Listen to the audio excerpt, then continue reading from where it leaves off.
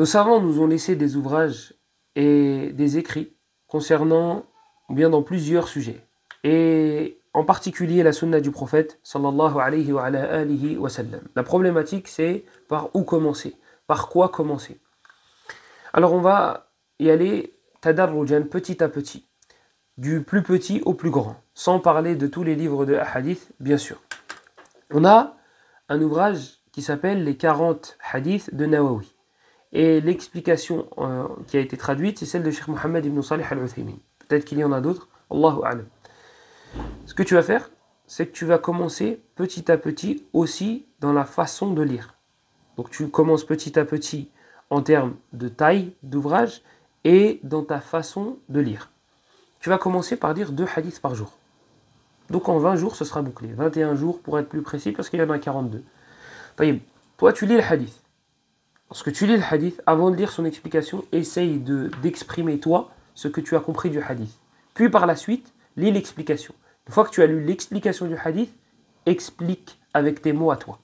Si tu y arrives, alhamdulillah. Si tu n'y arrives pas, relis une deuxième fois l'explication. Tu fais cela durant une vingtaine de jours. Normalement, si tu as tenu une vingtaine de jours avec ce rythme-là, tu vas pouvoir passer au niveau suivant. Passer au niveau suivant, au niveau de la vitesse de lecture, et passer au niveau suivant, au niveau du livre, au niveau de l'ouvrage, de la taille de l'ouvrage. Et pour cela, je te conseille le livre de Abdurrahman al-Sa'di, rahmatullahi alayhi, Abdurrahman ibn Nasir al-Sa'di, rahimahullah. Il a écrit un livre, je crois qu'il a été traduit par les 99 hadiths expliqués ou bien concis, un truc comme ça. Vous avez l'auteur normalement et le début du nom de l'ouvrage, vous pourrez trouver facilement cela, Inch'Allah. Pareil qu'avec la première méthode. On lit un hadith, on essaye de l'expliquer soi-même, on regarde l'explication, si elle est en adéquation, si c'est la même, alhamdulillah, si ce n'est pas le cas, on lit l'explication et on essaye d'expliquer avec nos mots à nous, mais avec l'explication du cheikh. Donc tu es passé des 40 hadiths de Nawawi aux 99 de Abdurrahman al-Sa'di. 40 dans le premier ouvrage, 99 dans le deuxième. Donc l'ouvrage est un peu plus épais. Ce que tu vas faire, c'est que tu vas lire 3 hadiths par jour.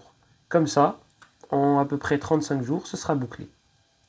Normalement, pareil, ça va créer une habitude en toi, l'habitude de lire et d'avoir entre guillemets, ce cardio. Tu passes à un niveau suivant, à l'étape suivante, à l'étape supérieure. Un plus gros livre avec un plus gros rythme. 4 hadiths par jour. Tu lis le livre qui s'appelle Umdatul Ahkam de Abdul Ghani al-Maqdisi, rahimahullah ta'ala, qui a été traduit aussi avec l'explication de Abdullah al-Bassam. Abdullah ibn Abdurrahman ibn Salih al-Bassam, rahimahullah ta'ala.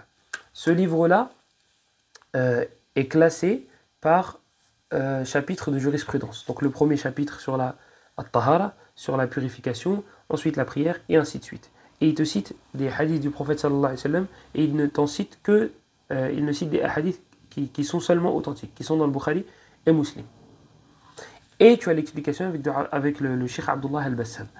Pareil, tu vas faire la même méthode, tu vas employer la même méthode, et ça va créer une habitude chez toi, une habitude de lecture et d'expliquer la parole du prophète sallallahu alayhi wa alihi wa sallam. Donc ce sera bouclé en à peu près 4 mois, puisqu'il y a 400 et quelques hadiths.